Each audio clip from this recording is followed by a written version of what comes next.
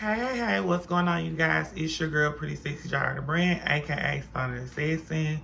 And what it do, we are back for another review of Love and Hip Hop Miami, Season 6, Episode 7, which is titled Somebody's Husband.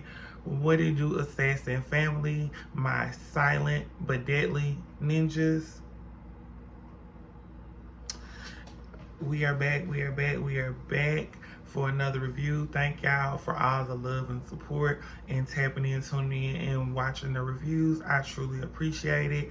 Also, thank you to the two newest Assassin family members that have joined. So we are now from 205 to 207. And baby, that is what I'm talking about. Assassin family, keep doing the thing, keep sharing, keep liking, keep supporting, keep showing the love, keep subscribing to the channel, and just, keep just being great people.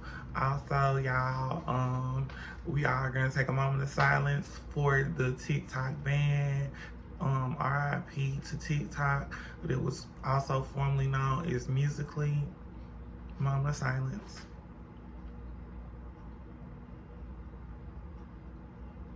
Okay, y'all.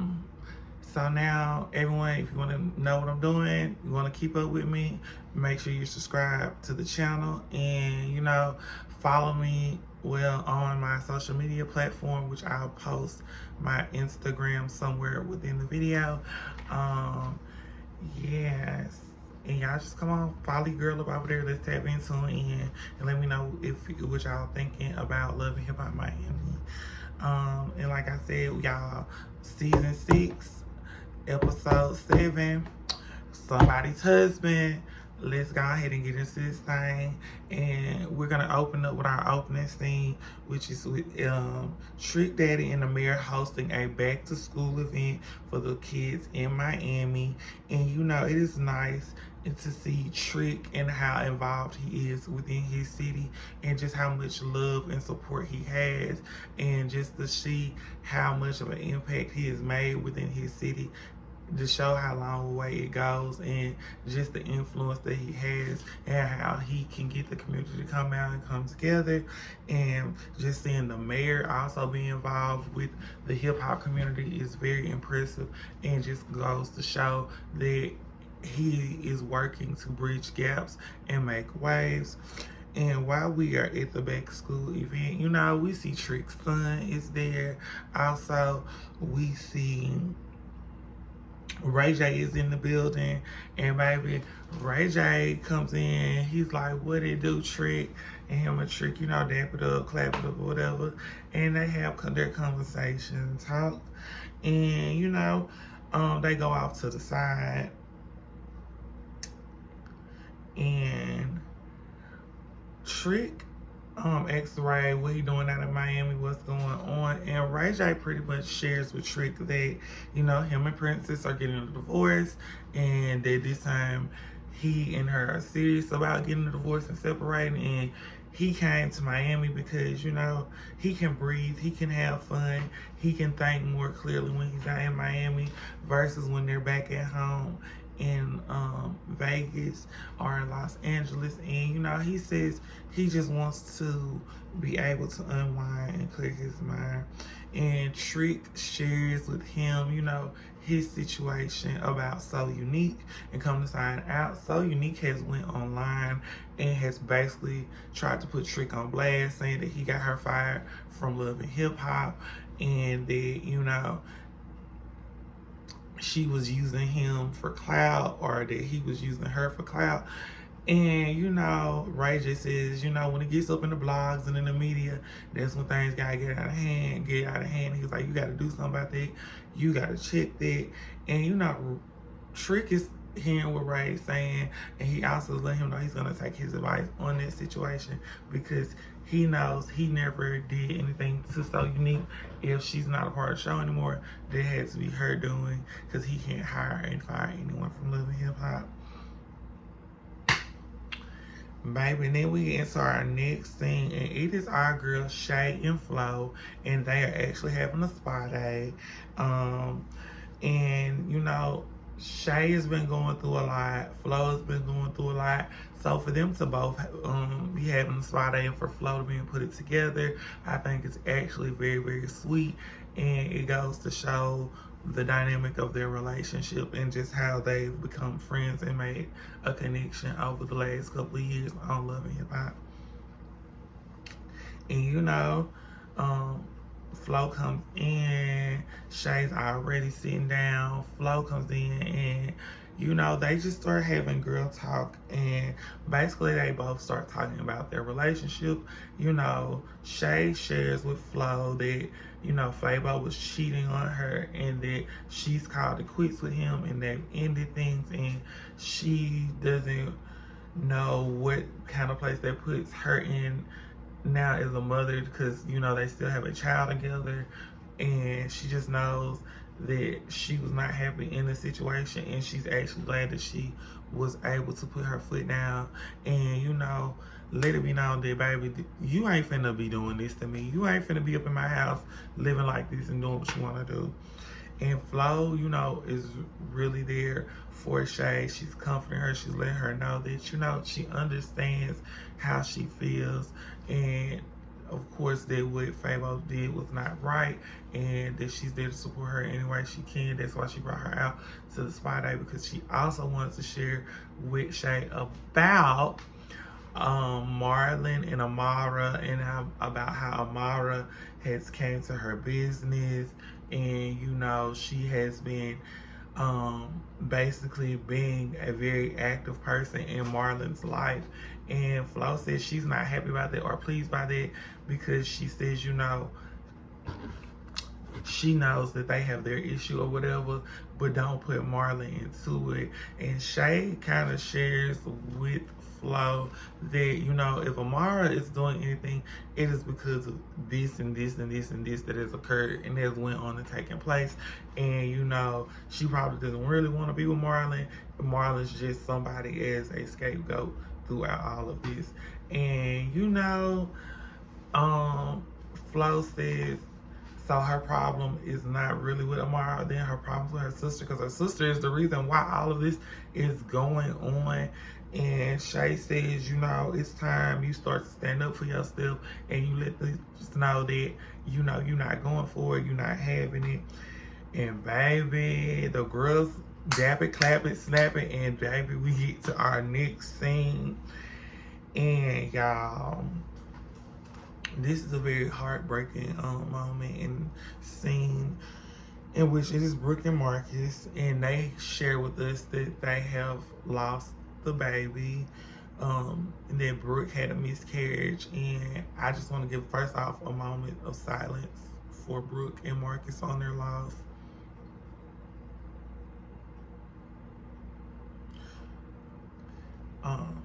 And I pray for strength and healing, and I just send my condolences, y'all. And we get into this, I'm not even gonna try to stay on the scene long. We get into them, coming back from the hospital, and just seeing how emotionally it drained both of them, and seeing the state that it put them in is very heartbreaking. And I say that because you can tell that Brooke was excited about being a mom, and they even have, when they have their discussion, this is what they talk about Brooke had started preparing to like nesting, and she had got ready to start actually being a mom again. And Marcus shares that when Brooke was pregnant last time, that they almost lost Brooke, and it was a very scary situation. And he says, it's in God's hand and in God's time of what he wants them to have and how he wants things to go.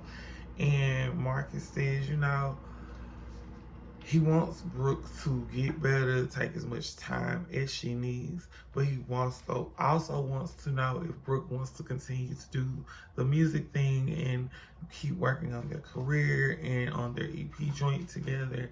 And Brooke pretty much tells Marcus she doesn't want to talk about that right now, and she says, is that the reason why you're like upset with me? Because the baby was gonna get away in front of the EP, and Marcus basically just tells Brooke he wants Brooke to be happy and healthy and around.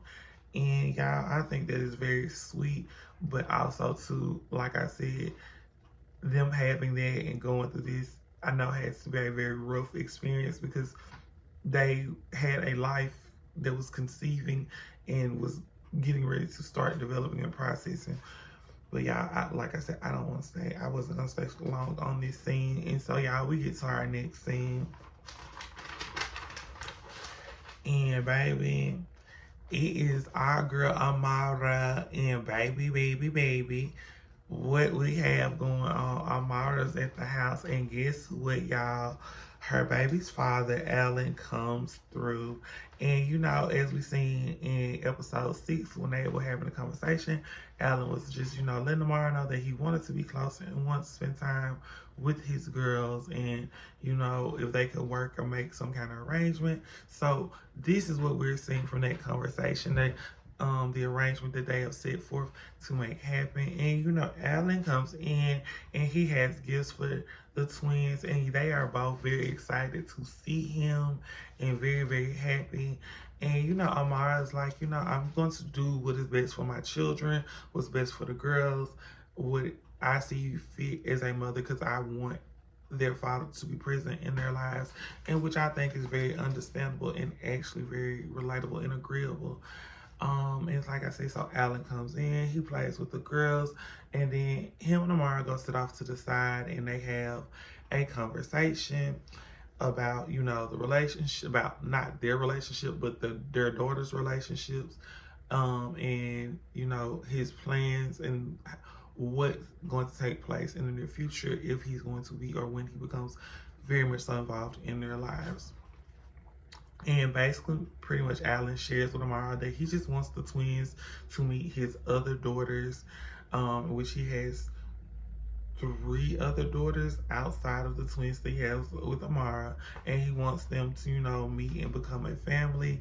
And Amara shares, you know, she's all down for that, she's open to that, but she says she needs him to be a family man to their twins first before any of this can kind of get forth and start taking place and start going into motion. And I'm not Amara or Alan, but you know, I feel like if they were able to work this out, have a conversation, and meet on mutual grounds, it should be able to be done, even when it comes to that situation. So y'all, we go from that scene to our next scene. And our next scene, it is our man, Mr. Ray J, and he is stopping by the studio to see our guy, Derek. And you know, Derek's in the studio working. You know, he sees Angela is out in Los Angeles, you know, checking on her kids and on her business, which is her salon that she opened when we first started. And you know, Derek says, you know, he's just out in Miami, you know, working, making sure he's doing his producer thing. And you know, he said after running into Ray at Trick's event for the city of Miami, it was, you know, just dope to run into him. And you know, now they're in the studio and they're finna sit down and do a little catching up. And you know, Ray gets in the studio and him and Derek sit down, and they of course start talking about music, and Ray J lets the cat out of the bag that he actually wants to do a movie for the 10-year anniversary of One Wish, which you guys know One Wish is like a very, very popular hit dope song. Like, you had to been around when One Wish came out, and even if you were born or small, you know the effects of One Wish, because it just rang, okay? It was just rang. It was giving the vibes. And you know, Derek shares and tells Ray he thinks that it's a very dope idea and it's really, really cool. And he said to turn it into a movie. Now that's something that is a classic. And you know, Ray J pretty much starts to share with Derek, you know, about him and Prince's relationship, about their divorce, and about how everything is just going. And you know, Derek is, you know, being a listening ear to Ray J, and you know, Ray then starts asking him how long has him and Angela been together and how their relationship going. And Derek said they're good, and you know, they're really, really happy. And you know, he says it's just about a balance. And I really like the conversation that Derek and Ray J are having, because you get to see a man at 2 points in his life. You get to see a man when he's in love and he's thriving, and you also see a man when he is leaving from a situation and everything is not going how it first started. And I appreciate VH1 and Love and Hip Hop for showing us that and just getting to see the conversation and how they differ in tones. So y'all, we then get to our next scene, and baby, it is our girl Brooke, and she's going to Amara's house, and because she says, you know, she needs to get out of the house with Marcus, and you know, from just around just the thought of everything that has occurred and happened here recently. And you know, she comes to Amara's house. Amara is very happy to see Brooke. She's like, hey girl, what's going on? She's like, what's the tea? Give me the tea, give me the tea. And you know, before Brooke could even sit down good enough, she burst out into tears, and Amara was like, wait, Brooke, what's wrong? What's wrong? And I really love Amara's and Brooke relationship, because you can honestly tell that they are genuinely friends. And as soon as she seen something was wrong with Brooke, she was like, bump all this, getting the tea. What's wrong with my girl? Let's see what's going on. And Brooke then shares with Amara about the loss of her baby, and you know, just the effects that it's having on her relationship in her home, and just her as a mom. And you know, Amara is hugging Brooke and letting her know she is there for her, and she hates that this has happened to her, and it was just that it's gonna be okay, and that, you know, she's gonna get through it. And like I said, just to see the supportiveness in their friendship actually is very, very impactful and very important.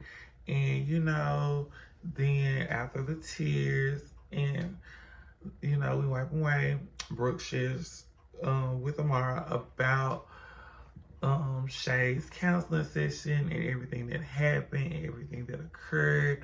And Amara is kind of in shock to be hearing this, but then again, she's just like, well, you know, we were friends then. I hate this happening to her, because she's like, I know Shay loves her child's father and she wants him to be part of her life. And baby, we close out that scene, and y'all, we go to our next scene. And baby, it is our girl Shay, and Shay arrives to her mom's house to pick up her daughter. And baby, before Shay could get out of the car, her mom actually comes outside, and she's talking to her, and you know, just giving her words of encouragement and saying she wants her to come in, and you know, she wants to, you know, just spend some time with her. And baby, the gag is, it ain't even that. It is a surprise party that they are throwing for Shay and Fabo breaking up. And baby, not only are we having a surprise party, but we have a surprise guest, y'all. It is Mama D from Love and Hip Hop Atlanta up in this thing. Shay's brother is here. Shay's manager is here. They got a cake. They got balloons. Baby, they got paraphernalia. Not paraphernalia, Jesus. They got merchandise. Baby, they just got it all. They just got it all. And they even got a song. Y'all, Shay got so mad with them. She just cussed all them out. She's like, y'all are celebrating when I'm going through the worst time of my life. And which is, because when you are going through a breakup, it really is the worst time of your life for you, because people don't understand you have went through it all, and you trying to pick yourself up and get yourself back together. And this is what y'all doing. I'm with Shay. I would have been so fucking mad. I would have walked out, which she did do. She told them she didn't want none of that. She grabbed her baby and she left. Y'all, and then we get to our next scene, and it is Shriek Daddy meeting up with So Unique. And Shriek says, you know, he's meeting up with So Unique because he wants to end all of this and cut all that internet who say out that she's went and posted. And you know, get down to what's the real issue and let this be the last they have an encounter with each other. And baby, Trick walks up, speaks to So Unique. And So Unique says, Trick, why did you use me? Trick said, no, I used you. Why did you use me? And she said, I didn't use you, Trick. And Trick says, well, why did you go sit down and meet with Joy? And she said, because Trick, I want to make sure that I'm knowing who I'm getting with. And baby, it just gets into pretty much a screaming match of him saying what she did, her saying what he did. And the next thing you know, Trick says, you know what, So Unique, I'm done. I don't want no more parts of this. I don't want no more with you. And she was like, well, Trick, what do you want me to do? He was like, leave Miami. She was like, I run Miami. Trick says, you don't run nothing but your mouth. You don't run no Miami. Baby, and when I tell y'all, it was so heated that, you know, Trick just ended up walking away. It was like, girl, bye. I'm not gonna continue to do this with you. Oh, y'all, then we get to our next scene. And baby, it is our girl Gael, and we are celebrating Gael's birthday party. And you know, Gael's having a great time. She's dressed, and she says Flo is actually supposed to be coming and performing tonight for her party. And baby, you know, her man is coming, which is Alan, and which Alan does show up. And baby, you know, as soon as he got in the door, Gael was hugging on her man, rubbing on her man, dancing on her man, grinding on her man, you know, letting y'all know. Alan is her man. And when Alan comes in, you know, Alan does share with Gael that he did meet with Amara and that they did have a conversation and what they discussed and talked about. And Gael was like, okay, baby, I understand you did that and that was done, and I'm glad for you for that. But she was like, I don't want to hear about this. Tonight is about me. Tonight is about my birthday, my party. Let's have a good time. I want to have a good time. Oh, baby, and did it only get more spicier. Because as soon as she was gonna start dancing with her man, Flo came in through the door with all lace, all black on, baby, looking sexy. Okay, do you hear me? And Flo got on the stage and she's like, hey, Alan. How you doing, Alan? You feeling good? You enjoying Miami? Miami being hot for you, Alan? And I'm like, girl, the tea! And Gael's like, what is going on? What is this? What is going on, Flo? What are you doing? What are you doing right now? What is going on? And baby, it only gets to be more hotter because then they start having an exchange of words. Flo gets off the stage, baby, grabs Alan and says, come on, Alan, you coming with me. You coming with me, Alan. We finna have a good time. I'm gonna show you a good time, Alan.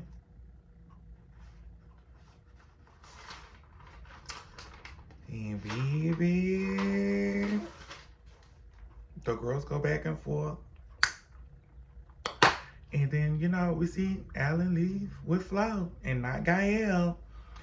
And then, y'all, we get into our next scene, which is our closing scene.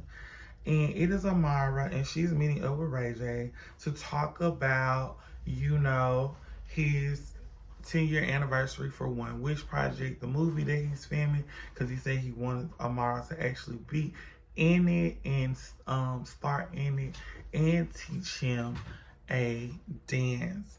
And so, you know, Amara is friends with Princess, and she's like, she doesn't know what Ray J is up to. And she also kind of has a bone to pick with Ray J because Ray J is the one that put into her ex-fiance's ear that she may still be sleeping with her baby daddy when she goes to the DR. So she was like, she got two things. So she got something she want to get off her chest, and since he's presenting this opportunity, she wants to hear it out. And you know, her and Ray J, they do meet up, they do sit down, and they do talk. And she, before Amara lets Ray J have it, and baby, Ray's kind of caught off guard, but then he apologizes and says, you know, well, to make up for it, that's why he's offering her the role in his movie, and he also wants to learn how to do the bachata. And you know, Princess does agree to teach him and sign on to do the movie. They start to get a little close and dancing, and I'm looking like, now wait a minute now, Amara, no, don't do it, it's right, don't do it. Princess is crazy.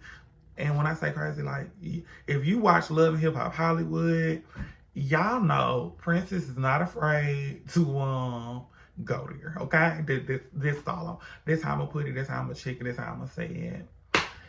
And y'all, that is how we close out season 6, episode 7, Somebody's Husband of Love and Hip Hop Miami. Baby, I cannot wait to episode 8. Because I know if it's only getting heated up now, it's going to be on fire in episode 8. Y'all, it has been your girl, Pretty Sexy Jar of the Brand, aka Stoner the Sexy. Until next time, y'all be safe.